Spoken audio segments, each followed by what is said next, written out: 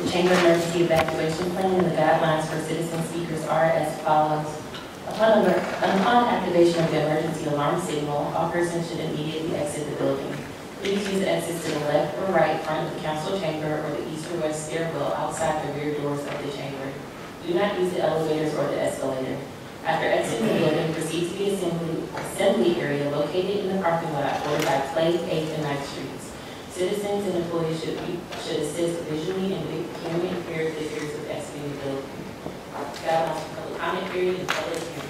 Citizens wishing to speak during public comment period and or public hearings are typically allowed 3 minutes to speak.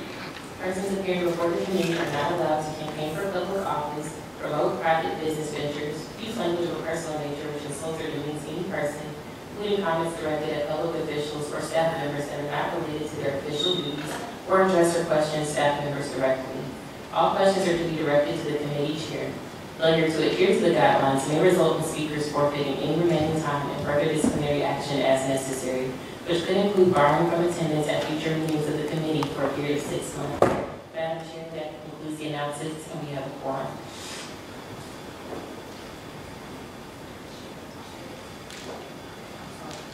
I'm sorry. I couldn't hear you. We have a quorum, and the announcements have been completed. Thank you.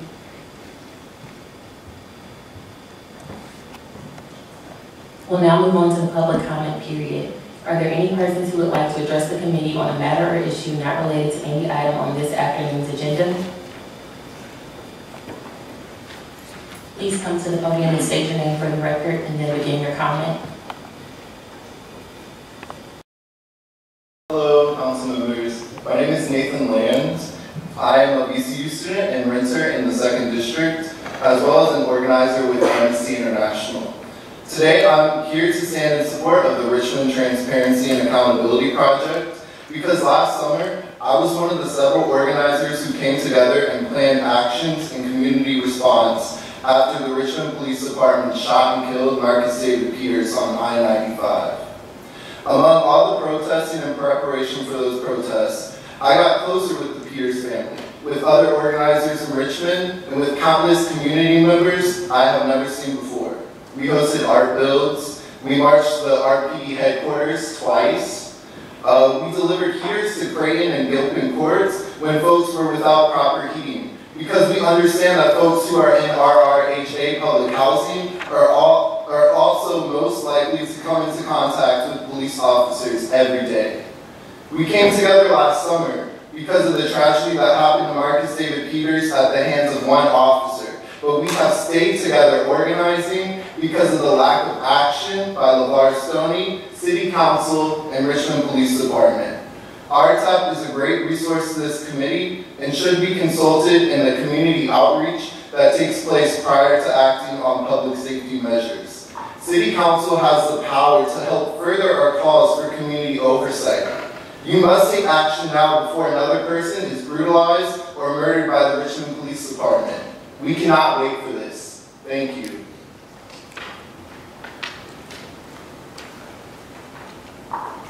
Good afternoon.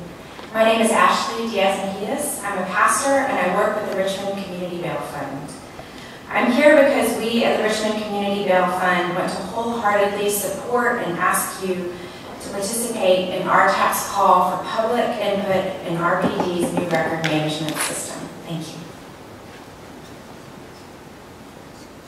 Are there any other speakers?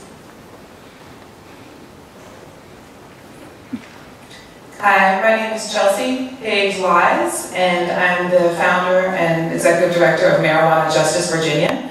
I just wanted to come and highlight the data that was even put out as recently as this week of our Attorney General Mark Herring saying that he is even supporting certain legalization because of marijuana and citing the disproportionate enforcement of marijuana in communities of color. I do not want to let this be a blind eye of how that's being enforced right here in Richmond with our Richmond Police City Council as well, and it's important that we notice that what RTAP is going to talk about today, many of the approaches, many people being intervened by the police, it starts with just what they look like, and it starts with understanding that we are criminalizing our Black and brown communities here in Richmond. So I just really wanted to point out, as an NJBA founder, that the state's issue of Black and brown communities being over-policed in the marijuana industry does not escape what's happening right here in Richmond City.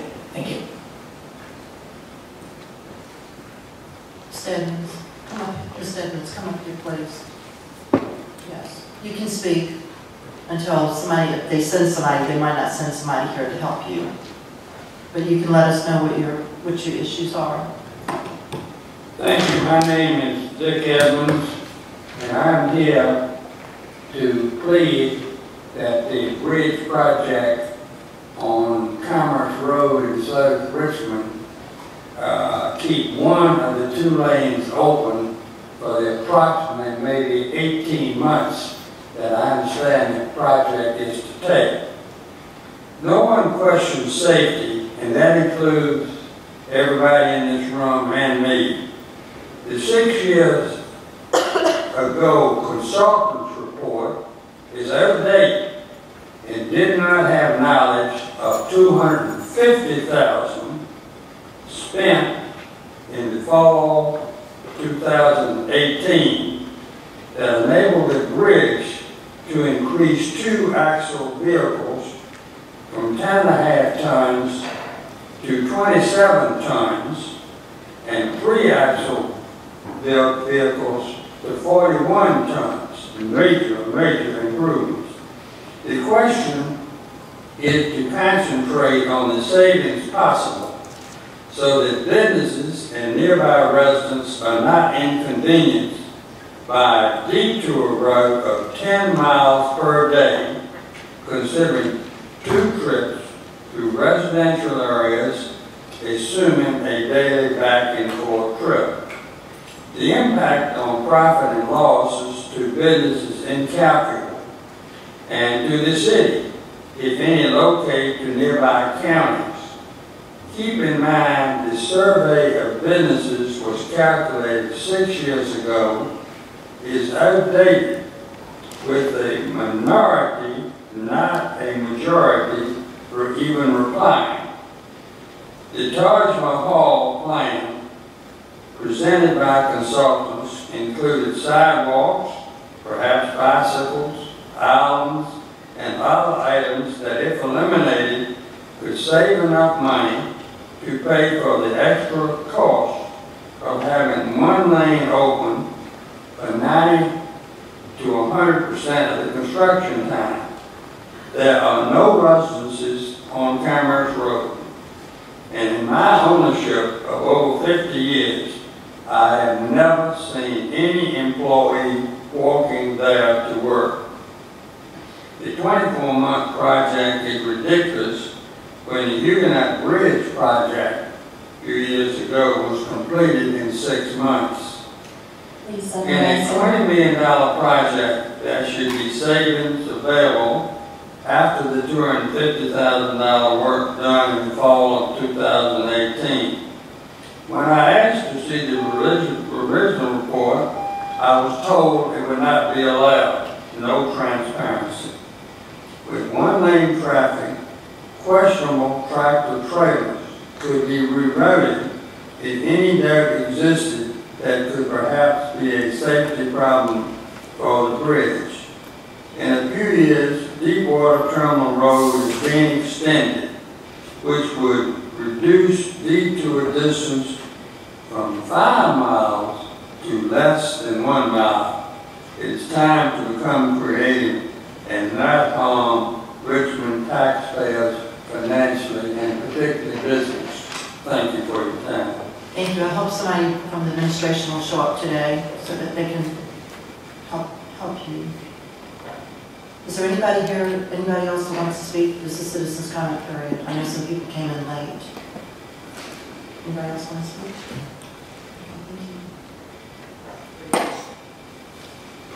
Next on the agenda is the approval of minutes. The minutes to be approved are for the Thursday, June 25th, 2019 committee meeting. If there are no corrections or amendments, then the minutes will stand approved as presented. Those minutes have been approved. And the next item on the agenda is board vacancies.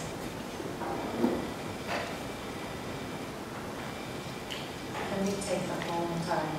It's like, can you read off all of them in one? Because You want to take it in a block?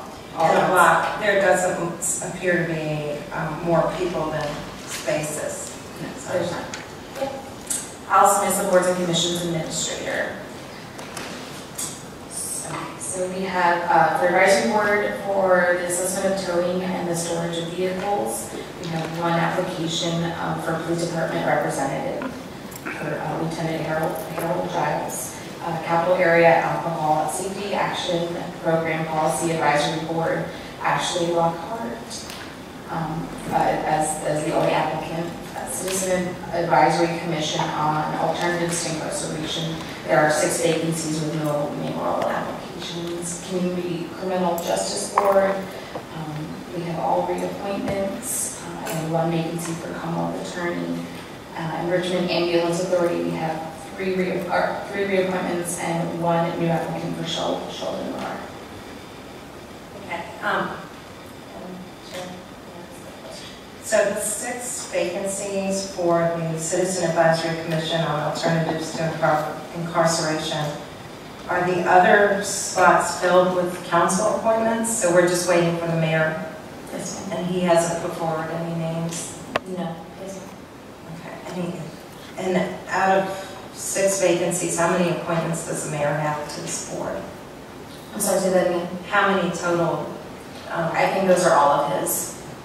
Okay, so he has a total of 6 appointments? I think so, yes. Okay. So can we send a note asking for names? Yes, I did talk to his chief of staff this quarter, so we have discussed this. Okay. So they're aware. All right. So I'd like to accept the block of names as presented. Is there a second? The committee is now voting to approve the committee's recommendation for the block as presented, as stated. Vice Chair Gray. Aye. Chair Trimble. Those recommendations have been approved. Thank you. The committee will now present a presentation, city policing report by members from RTAC.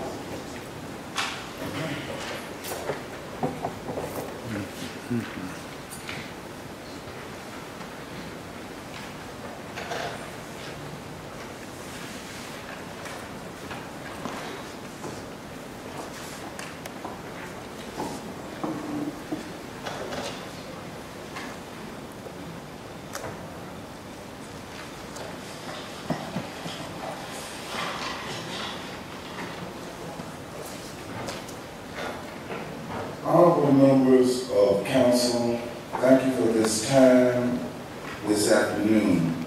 I am Asadi Abdul-Rahman. I am a homeowner owner in the 8th district here in Richmond, and I also represent a group that's trying to register 1,000 voters in that district, in the 6th district, and the 7th district, looking forward to the 2020 councilman elections. I'm also from the Richmond Transparency Accountability Project. Our goal is to build healthier communities by making Richmond a more consistent democracy and disrupting mass incarceration at its source. Police policies and procedures.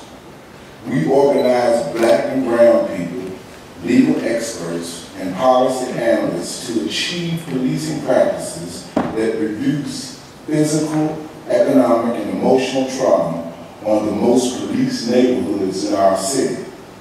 The work of our coalition began in 2016 when community organizers and members of the Southside chapter of New Virginia Majority started by knocking on doors in the Blackwell community in Richmond, asking them about their problems and concerns.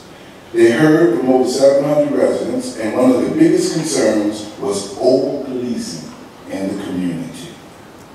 Groups like New Virginia Majority, Southerners on New Ground, coalesced around this issue of police accountability, recognizing that many groups in our city are are impacted by negative experiences and encounters with the police. When we shared these concerns with former Richmond Police Department Chief Alfred Durham and some city council members, their response was that the stories, the anecdotes and experiences of community members weren't enough to demonstrate a problem with policing in Richmond, and that we needed the data.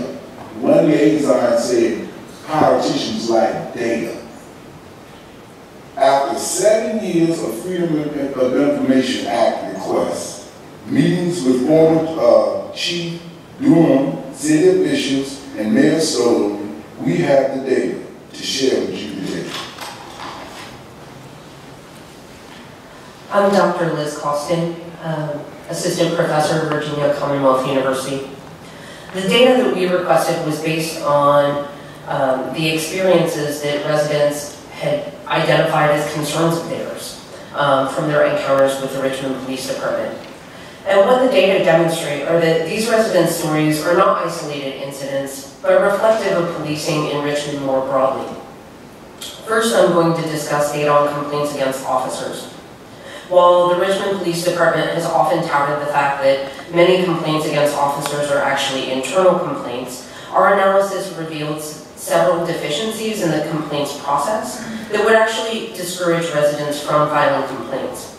Perhaps most notably, we found that less than 20% of all complaints are handled within the 30-day department-specified time frame. Likewise, Chief Durham often said that 2 months was more reasonable. Again, you'll see that less than 20% are handled within 2 months as well. When looking at prior year data, so from 2017, there were complaints that had not been resolved for as much as a year. And this failure to respond results in a lack of confidence that the police can regulate themselves, and also creates a sense of distrust in the police. Notably, Black residents of Richmond are more likely to file complaints against officers than white residents, so this failure to respond disproportionately impacts Black Richmonders. Turning to findings on use of force, we also find that Black Richmonders are disproportionately impacted. While 49% of our city is Black, in both 2017 and 2018, 75% or more of all use of force incidents involved Black citizens. Moreover, Black citizens were more likely to have multiple officers use force against them, and were more likely to have increased levels of force used against them. For example, having tasers or batons used against them. Across complaint and use of force data, we see similar patterns as well. The police sectors that receive the most complaints are also the same sectors where force is most often used against citizens. The data on use of force also suggests important concerns regarding police oversight. When the use of force data was initially released, the Richmond Police Department failed to include any use of firearms against citizens in its public data. More than one of those omitted incidents that had actually resulted in citizens' deaths. It was only when our coalition publicly questioned this and independently verified the omission of firearm use that RPD went back and amended the data to include those firearm incidents. But our residents shouldn't have to look for missing cases for RPD to release full and complete data about these incidents. Residents were also concerned with their interactions with police on the streets, which the Richmond Police Department documents through field interview reports. These are discretionary reports made by officers when they want to document an encounter that they have with a citizen. The fact that these reports are discretionary is important because what that does is it gives us a great deal of insight into what officers believe to be noteworthy. They choose which reports to take down. When examining the data from field interview reports, we found that Black Richmonders were disproportionately impacted in a number of areas. If we look at the overall rates, 65% of all field interview reports reference Black people. However, when we began analyzing the reasons for those reports, we found that Black people accounted for 71% of suspicious persons and 66% of suspicious activities. In both of these cases, Black people are 2.7 times more likely to be deemed suspicious than whites.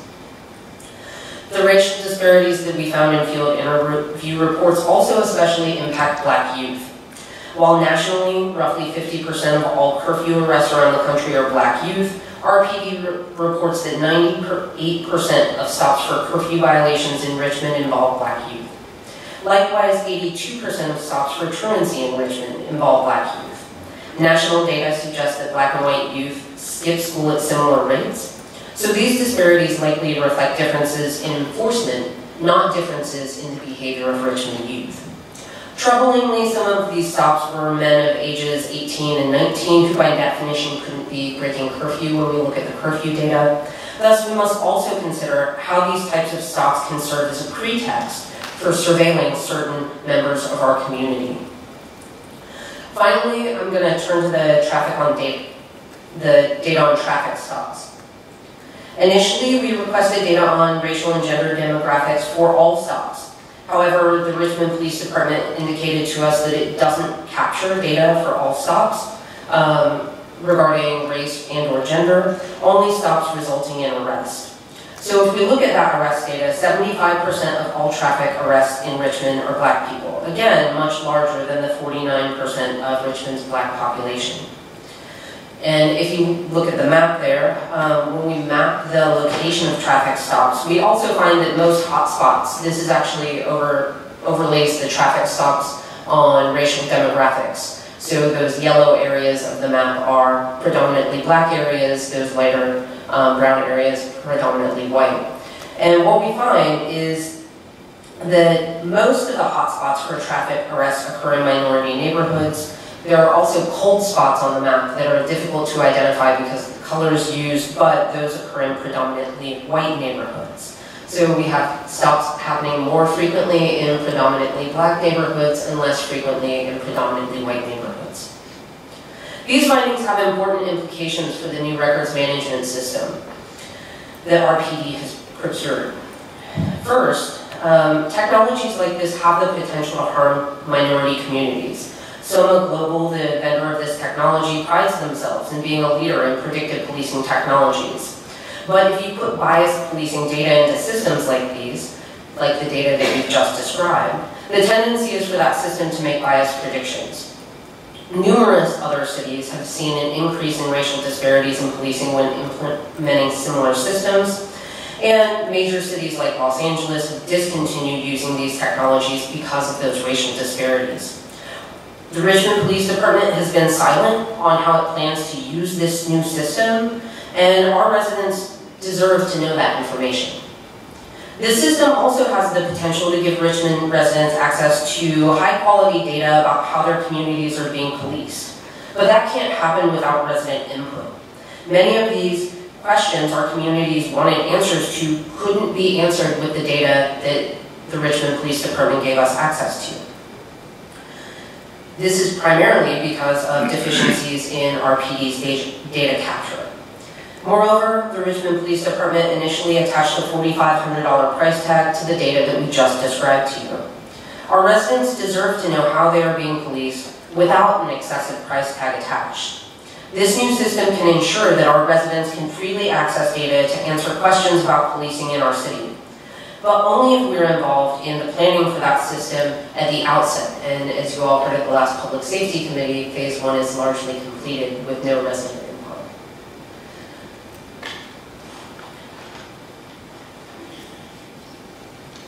My name is Todd Adams, and I'm a member of Richmond Transparency Accountability Project. Our acts to you are that Mayor Stoney promised that residents will have the input put, but has failed to follow through. We're calling on you as our elected representatives to do the following. The City Council hosts a public forum addressing the new RPD records management system, including a presentation by RPD, how the RMS will be used, and an overview of work completed. Anticipate future stages of development and timeline. A question and answer period for the public, and to uphold Mayor Stoney's commitment to soliciting resident input and require regular monthly reports from RPD to Council to ensure the RPD implement changes based on the feedback and response publicly to concerns raised by the community. Thank you, and I'd be happy to take any questions if you have them.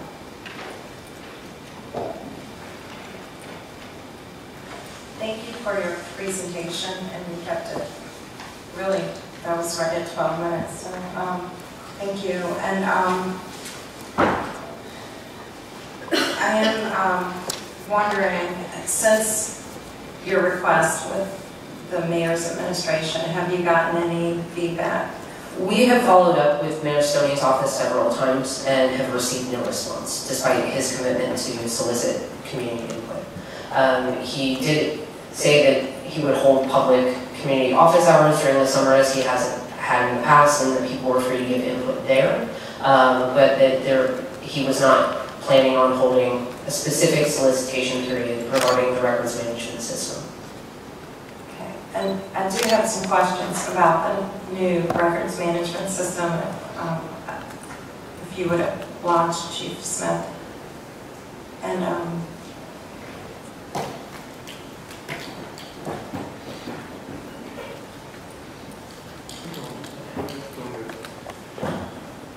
so I just wanted to know what has been done to date to solicit public input on the types of data.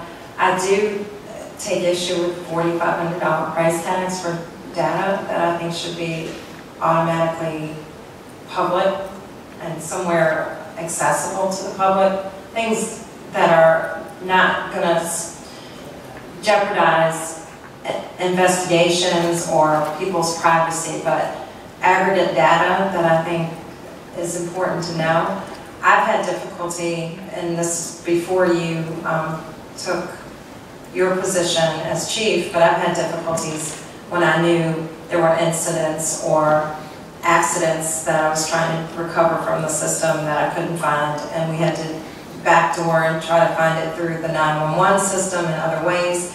It's very difficult, even when I know a time, a date, a place of an incident, to get that report out of the system. And so I think it's important information for the public to have, and I want to know where we are with how that data is being collected. I do have, I heard the concerns about predictive policing technologies, and if that's on your radar, what we are doing to train officers about bias and when they do and don't do their field interviews. So I know that's a whole lot, but I got it. okay. Madam Chair, Councilwoman, I'm Will Smith, I'm your Chief of Police. First of all, I'd like to say thank you to RTAP for coming out today. I really do appreciate it. I appreciate Dr. Costin's work. Now, we may not necessarily agree on all issues, but I really do appreciate their dedication to making the city a safer place for everybody, and that's what we all agree on. Dr. Costin's analysis has been outstanding, and so I credit her with diving deep into the information that's available. So let me address those in a probably a very disjointed way, so I apologize for that. First of all, the $4,500 was a reflection of the amount of effort that it took to use a system that was designed in the 90s to do modern analysis. This system was never designed for police accountability. And there are many things that we agree, that we would really like to know the system simply didn't have. And it caused actually my head of information technology to custom design queries and doing specific table joins to make this data available. And it was legitimately an amount of money to get that done. And that's personnel costs that takes away from the person's other duties. And that was done because that's the same that we do for all inquiries. If it costs us money, then we pass that along. I don't disagree that it should be a free service, and that's what we're looking at with the new RMS system, is to make it where it is not something that you have to wait for us to develop a report that is immediately stale upon publishing. It's something that's an ad hoc, let me go in and be able to make inquiries into the system as anyone would like to. I'd like to also address the complaint time that Dr. Costa points out, which is abysmal. Totally agree. I can tell you that when I took over, that was one of the first things that I noticed, that our average response time on serious complaints that go to internal affairs was 142 days last year. 6 months. You know what it is this year? It's 32 days. And part of that is accountability internally. So it can be as simple as I'm checking the date of every single signature, and I'm holding my personnel accountable to get decisions made, to complete complaints, and let's take discipline seriously. And I think you've seen recently and over the past 7 months that I do take discipline very seriously. I hold my people accountable, and I hold them to a much higher standard than I would anyone else. Second is the point of deployment strategies as it relates to how bias can be implemented into this. And again, Dr. Costa makes excellent points about how data can be used to skew deployment schemes. And it is an excellent point. And I use the example, if we look at other jurisdictions, and I'll use traffic enforcement because it's a fairly simple one. If we use traffic enforcement data, there are locations across the Commonwealth that we know that they use traffic enforcement data as a method to justify further deployment of more resources. But that is something that an agency controls. I control how much traffic enforcement we can apply to a certain area. So it can be a self-generating hypothesis in that we apply more resources, we get more results, we apply more resources. And that is entirely biased. So when you look at the Richmond Police Department from a traffic enforcement standpoint, we look at a couple of things that we don't control. Number one of which are high accident locations and high accident car crash. We do not control that data. That is data that is generated by incidents that occur.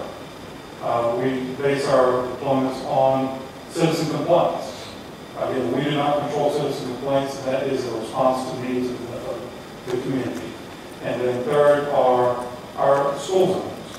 And we don't control where schools are located, but we all agree that we want to have a safe environment for our children. And I use that as an example because that is also what we do from a violent crime and from a reported crime standpoint. We don't use our own arrest data to generate where our deployments are going to occur. Rather, we use the data of reported crime, things that we have no control. I don't control over where a citizen says a crime occurs. Nor do I have control over where the citizen requests additional services. So we use those methods as a way to determine our deployment strategies, ensuring that data which is outside the control of the police department is the basis on which we develop our deployment schemes. Now what I'll say is that's not always been the case, in that we have often, in an effort to provide safety to a neighborhood, we apply additional resources. There have been times where we've had violent crime issues that affect our most vulnerable communities. And in an effort to secure those, we've applied additional traffic resource officers, additional officers in there. And what I don't want to do as an agency is to apply enforcement to those who are being victimized. And that's where we have to be very cautious about the deployment strategies that we use, ensuring that any strategy that we implement is targeted to address the specific crime and criminality that we're trying to reduce or prevent, rather than using the wrong tool for the wrong job. So with that, have you, you've completed your phase 1 of this? Oh, I'm sorry, yes. So, status of RMS. We have been working internally with that process. And again, when we look at the RMS system is this is the best opportunity we have for the next probably 15 to 20 years to ensure that we have internal processes that are efficient and effective. And so we're going through each and every component area of the department and assessing those processes and making sure that we're not just automating an old process. We want to make sure that we're capturing data that currently is often captured on an Excel spreadsheet, somebody's dry erase board, a variety of different ways. We want to make sure that we capture as much data as possible. So is phase one your internal assessment, and when will there be a public input? We're looking to do the public input in August, September of this year. Again, we don't expect to have this completed and implemented until 2020. But we are committed to having a public input, and I truly do welcome Dr. Costin and all of our staff's input into that process. So I do think that certainly with her background, she has a unique way of looking at data, and I support that. So we'll make sure that occurs. I can't give you an exact date because, again, the development project is a fluid process, but I can assure you that it is going to happen. So you're expecting to have one large public meeting to allow for input on the actual design of the system. Right now, you're looking at your internal systems. What I want to do is have a input into how we are able to provide data and what information the community would like to see provided in a portal, and what that portal looks like. And that would be my vision, is an open portal that, absolutely, if there's some analysis that Dr. Costin, am I saying your name right? I'm sorry, wants to pull from to do some research, that it would be readily available and that it wouldn't take weeks of that's the whole point, is that the more information that we can provide that is easily accessible, that we can answer those questions without having to do a FOIA request, without having to do a bunch of development. It saves us time. It makes us more efficient. It makes us more effective. So I'm 100% for that. And how, I know I'm asking too many questions, but how are those systems integrated? When I was trying to find data on a scooter accident on Arthur Ashe Boulevard where someone was injured pretty severely, I couldn't find it looking for the police report, but there was a 911 report around that same time. But the police report had it as a pedestrian incident, not a scooter.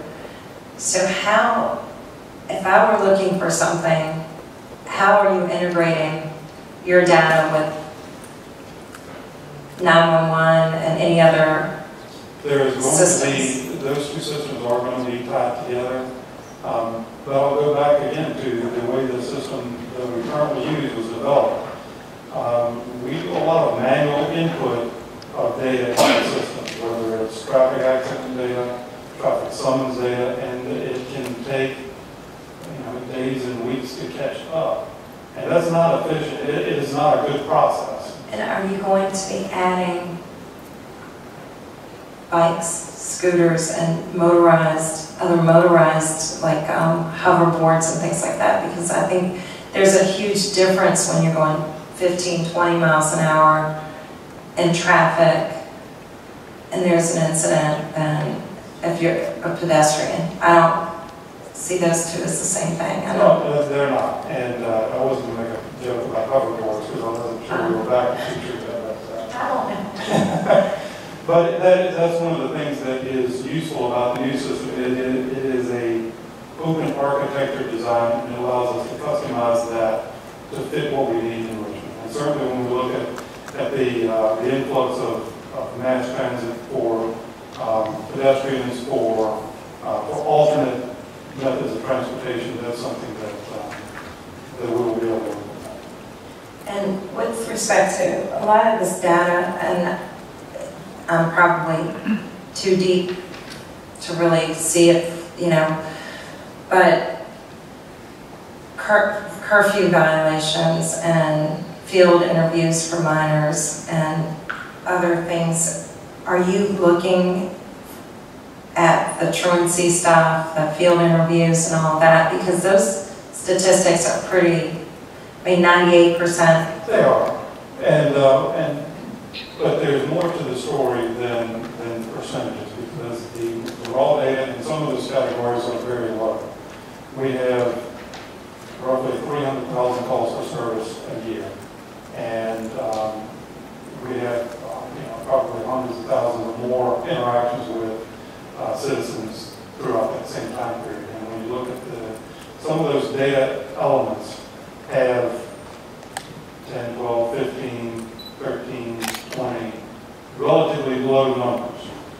But the numbers, the percentages are exactly right. The percentages are way off. There are some categories that I'm significantly concerned about, but there are others where I realize that if I have, let's say I have 20,000 contacts and I have one category that has 13, the way the system currently is set up, it doesn't enforce our policies or practices to drive how that data is captured. Meaning, if I'm an officer and I'm a new officer and I haven't done a curfew violation, I haven't done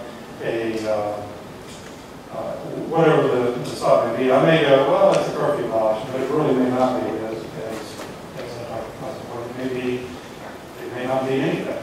But I may stick it in curfew violation because I don't know any better. So our systems need to mirror our policies so that it drives the data quality that we need. And it makes sure that we have forced edits to make sure that when you put in a curfew violation, that it's legitimately a curfew violation, not something else that's improperly entered. We don't have those data edits in the old system. Again, it's a system that was designed in the 90s. It's had modifications through that time, but it does not have the assurances that we can say we can design our system based on our policies that are written, that are published, and make sure that our officers are also held to that same accountable standard, making sure that they're entering data that is reflective of those policies. And will the system show those things? So if you have 20,000 calls, but only 20 of them get written up, will the system say this is a low data point that could skew? I mean, will it? No, what I really wanted to do is I want it to be the things that we legitimately should have capturing data on. And if it's not, then we don't have categories for that. If you look now in Dr. Cosmo Verify, we have probably 100 different, or 100, I don't know the total number off the top of my head. And what you gave us was about, there were about 20 different main categories that these field interview reports, 20 to 25. But there's a whole bunch more than that. Subcategories. Subcategories. You didn't release those to us. Okay. Well, there's a bunch that we really want to narrow that down to where it is, the system drives what we put into it rather than, I hate to put it, but there's officer, and like I said, there are some categories that I do have some serious concerns about that we're looking at.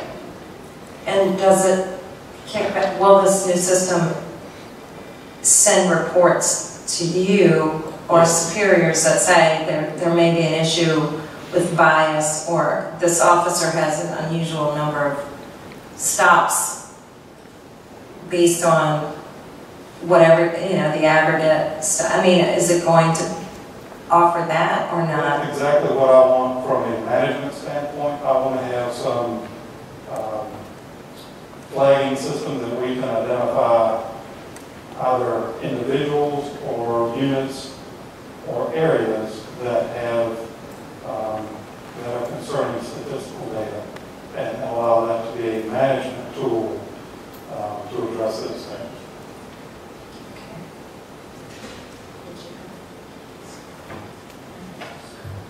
Thank you. Thank you. Thank you. Wait a minute, I have a question. Chief, I have a question for you too, please. We can take this on the road. I was reading some of this when you were speaking. Did you say something about that the 911 calls are not all the time, like you could go back and like look at them or trace them? Is something like that said? So we were provided geolocation data based on calls for service for traffic stops. We were told that geolocation data for the calls for service was the only location data that we were able to access regarding traffic stops to get a comprehensive sense of where those stops occurred. But the racial demographic data, gender demographic data was not tied to those calls for service, which is why in the presentation you see the maps with overlaid demographic information about those areas of town, but we don't have the demographics of the individuals stopped. We only have the demographics of the individuals arrested from traffic stops. Chief, I thought all the calls were like anybody could get word, you know what I'm saying? Like, Well, you track the calls, like the calls to service. I know that, so the call for service data has two sources, well actually three sources. The three sources for those are citizen calls, officer initiated activity, and then a call that comes into the telephone that the dispatcher directs the officer to. So for officer initiated activity, in the case of traffic stop, an officer can mark out on a traffic stop on their MDT, or they can call it in on the radio. In either case, it's going into the same system. It's going into the CAD system, which is operated by the Department of Emergency Communications. That is for most of our personnel, it is a GPS location. So if I'm in a marked police car, it's a GPS location. I know exactly where the traffic stop occurred. The exceptions to that are our motor units, which are not GPS enabled, and our mounted unit or bicycle unit or walking unit. If they need a traffic stop, they would call it in and say, I'm at the corner of Adams and Broad on a traffic stop, and the dispatcher would enter that in. So it would be based on that voice information rather than GPS data. What isn't available and what we do not have is if Dr. Costa comes to me and she decides to give me a break, then there's no data that I got a break. It's just that there was a traffic stop occurred and there's a clearing code 17 advised. And that's all the data that's captured. Whereas if a summons is issued, then we know all the demographic data. We know the specific charge, we know the weather, and so forth. So there are some policy questions which I think Dr. Costa was alluding to, which are important, which are, should we document every single contact with every single person that we have? And honestly, I'm not sure that we should, and I'm not sure that we shouldn't, because it's one thing if we have a simple conversation and I don't want to store that data, but I also want to make sure that we are unbiased in the information, that we don't have implicit bias or explicit bias that impacts the data that we capture as well. So I would take issue if I'm just on the sidewalk having a conversation with an officer and that got documented. But at the same time, if I'm having an interaction with an officer because they're trying to, eliminate me or put me in figure out if I'm doing something I'm not supposed to do, to me that would be an important data point to have. So I think it's really comes down to true community policing, where officers are part of the community, where they're having normal conversations and they're not just showing up, kind of with an intimidation kind of stance. Yeah, and you kind of know the difference, but it's hard to quantify data-wise because when you're having an interaction and it's friendly and normal versus this person thinks I might be up to no good or involved in some criminal activity. And that's why I say that from a policy standpoint, that's not necessarily an easy answer because I am acutely aware of collection of data for the wrong purpose or for the wrong reason. Because I think individual privacy is extremely important. I think there are pieces of information that are very useful for us in terms of preventing or responding to criminal activity. And that's what we need to focus on, not necessarily on what our bias may be or any of those other things. But in order to catch those biases, we need some level of data collection. And so that's an interesting discussion point. You know, something that I'd have to sit down and talk on a broader scale with all the community. So with that, I think it is important to be engaging and talking, and hopefully you have contact information where when this meeting is planned, it's enough notice and it's in a place that's easily accessible, with, you know, that the stakeholders are aware of it early enough to get the word out, and that you are continuing to have conversations, because I wouldn't know what to do with that piece of it, because part of me says you want to know everything that's going on, the other part says, do I really want all my information input in some police system that can and will be used against me potentially. So, yeah, I don't know. Do you have any comment on that, Dr. Costin? Well, I think it's important for us to strike a balance between concerns over privacy, obviously, and concerns for being able to actually see how our communities are being policed. I would also say that some of those interactions that Chief Smith says were just friendly interactions. Maybe the person on the receiving end of that didn't feel it to be a friendly interaction. Maybe they felt like they were being stopped or detained. And so I think that these are very complicated questions. Some of it also involves police training, right? So how police interact with people in the community. Are they sensitive to various needs of different community groups, right? And so I think that these are much more nuanced conversations that we need to continue having. I don't think that we can hammer out a one policy, this counts and this doesn't right now today. But I do think that we should have ongoing conversations about how to balance those concerns for privacy with the need to capture high quality data that tells us how our communities are being policed and whether racial disparities are a problem and things like that. We have to have data to be able to assess those things, and we should have it freely moving forward. Agreed. And I think you agree.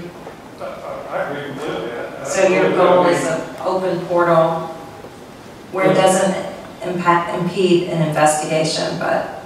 No, I think we can make that happen, and I do think that, you know, as a policing agency, we want to provide public safety in a manner that the community wants. And that is, you know, that's the whole of the community. That's not one thing, right? That's the whole community, all the city. And part of this is, you know, I know that there are trust issues, particularly with RTAP, and we don't agree on all things, and it's okay to disagree, respectfully. But I am committed to making sure that we do the very best we can in the most professional way we can.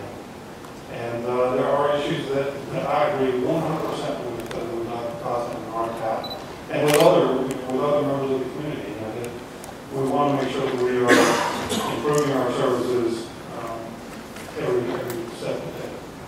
So. And are you agreeable in monthly, to public safety to update us on the system? No. Yes, of course. I mean, I'll It's be just happy. hard, Yeah, here every month. It'd be good to have updates. It's going to be a lot of, for lack of a better comment, computer nerd stuff. But I'll be happy to provide that. And as we get closer, I'll certainly publish when and where we would like to have that public meeting. Thank you. And then I have one more thing, Chief. I know that a lot of times we heard from a citizen last night that, praised the police officers because they felt like that their community had been neglected, because they hadn't seen the police. And they got to know those two police officers. They formed a great relationship. They got the abandoned cars taken care of, removed off the street.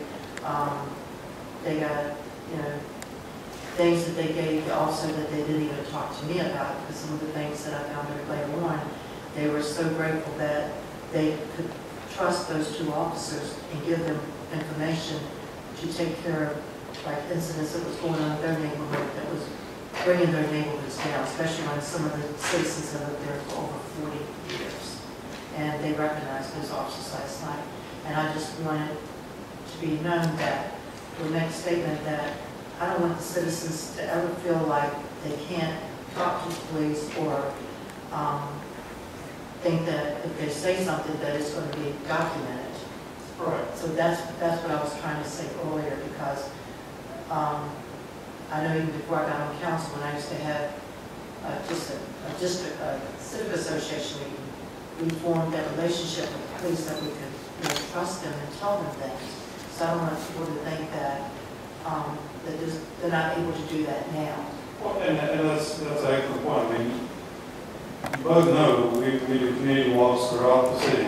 You all join us, and none of those are documented. We run door to door, and we want to make sure that we're providing the best service possible by getting the information directly from the people who live in the community we're trying to serve. Likewise, we have officers that are assigned to very small sections of the community, as walking beats or bicycle beats, and most of their interactions are completely undocumented because they're going into businesses, they're talking, they're making sure that people have what they need. It is the vast majority of our encounters are positive. We were sitting currently this year on 25 citizen complaints out of only, I don't know the exact total off the top of my head, I can tell you in a minute, but it's probably 200,000 calls for service. And then one more thing, Chief. Now, the other part of that, and which I think is important to notice when we talk about complaints, is I agree with making it easier and more efficient to make complaints. I've even asked our staff themselves to bring forward complaints, and we will investigate it, and we will discipline personnel for things that we find out our policy. So, and I encourage that at every opportunity. You've heard me say that in community meetings. If you don't think you're getting the service that you think you should, then let us know. I do think we need to improve on our processes of how that occurs and how quickly it occurs, but as you can see, we have made changes internally to make that a much faster and more efficient process. Then there's just one more thing. I know that it was said something about maybe officers were put in neighborhoods just to be there, but a lot of times the citizens, they request for those officers to be there, and I know that if there's a homicide or something, break-ins, you deploy more officers in that area per se, a week more, than normal, because you're trying to gather information or whatever, or try to make the citizens feel, and business owners, to feel safe because they see that police presence there. And also, I think that our captain used to tell us, Mike used to say that, I guess over the weekend or whatever, or sometimes they would get the calls of 911 about how many calls the service was called in a certain area. Like say on my street one summer, we had so much going on. I think every day one of the neighbors was calling 911 in reference to what was going on. So when you see extra police there, or you see officers riding through there, that's something that we know that the citizens have requested, where the police have maybe had a contact with 911 to see how many calls of service came into that area per se. Am I making myself clear? Yeah, no, exactly. No, we would be negligent as a policing agency if we did not respond to crime trends, to areas that are in need. So if we have a burglary problem in the 900 block of West Broad Street, and we didn't apply resources, we would be truly negligent in that. And so that's why I think it's very important, as I mentioned earlier, is that our deployment schemes are based on pieces of information that we do not control. Because again, it is, if it were not that way, if it were based on data that we did control, let's say we made deployments based on marijuana arrests, or any drug arrest, that is data that we have the ability to have some level of control over, which has complete bias in skewing where we should be. And so we certainly are aware of that, and we're not going to be doing that. Sorry. How is VCU's system integrated with yours? Is there where you have concurrent jurisdiction if they're making stops or having interactions? Is there a way that your data connects with theirs? Yes, there is. And the state police or anybody else? State police operate separately. So DC police operates on a subnet of our 911 system. Is that right? That's correct. All right. Okay. And they are a subset of our RMS system. So that data is available. We have good partnerships with VCU and accountability there, so we can support that. Capitol Police is not a subset of our 911 system, but they do have our radio system. So their data is a little separate. Now, state police, we were trying to bring them onto our radio system, but that's separate from 911, separate from RMS. So again, we want to be able to communicate with them, but they're responsible for their own data. And the same goes with the University of Richmond. All this gives me more questions than answers. But first,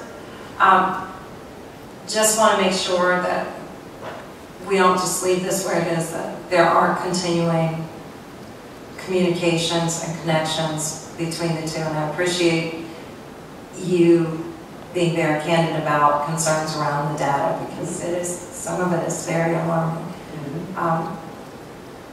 I do want to thank everybody. I mean, it's a year and a half. I thought this was just a report that got put out there, that I didn't realize it was a whole quest for information that took over a year to get, $4,500. And I mean, that speaks volumes, and I'm glad that we have leadership at the police department that's open and willing to hear this and bring forward some solutions. So I'd like to work with all of you to make that a reality. Yeah, absolutely. Thank you all for coming here today. Thank you. And Chief, I will say, Chief, I just want to say this. With your leadership, I have seen a difference with the citizens, and I just want to say thank you for being open to them and to all of us. Thank you so much. Well, I've got 230,000 bosses, and I try to listen to all of them.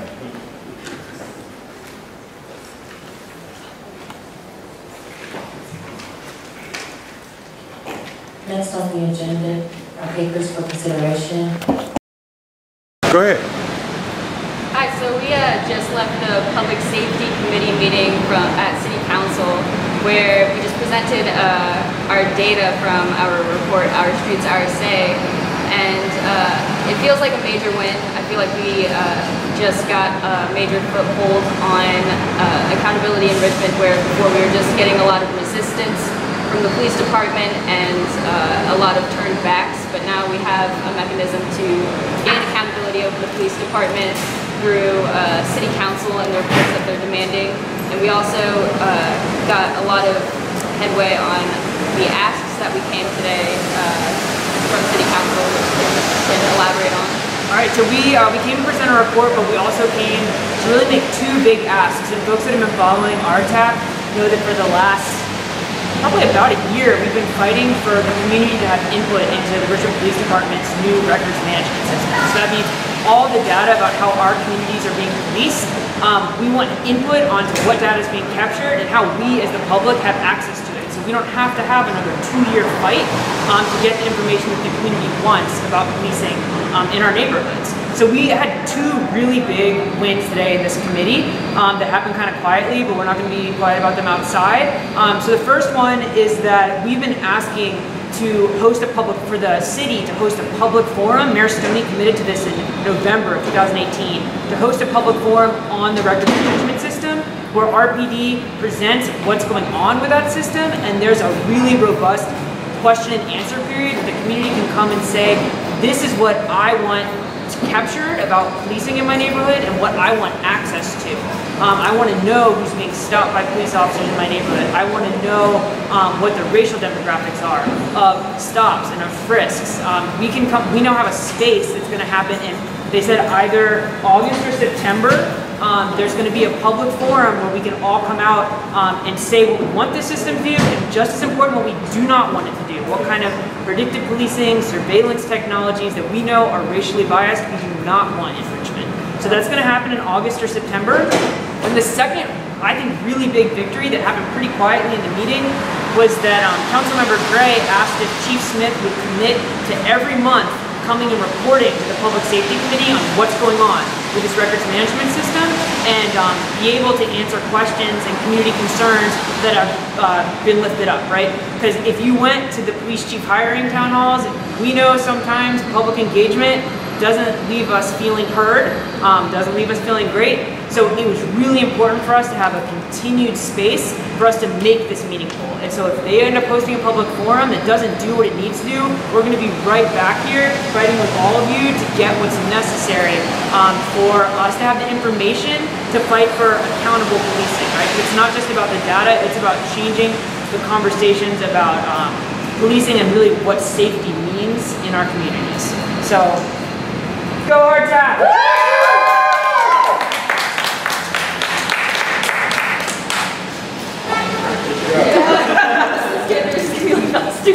Yeah, you guys are like, I gotta go get my car.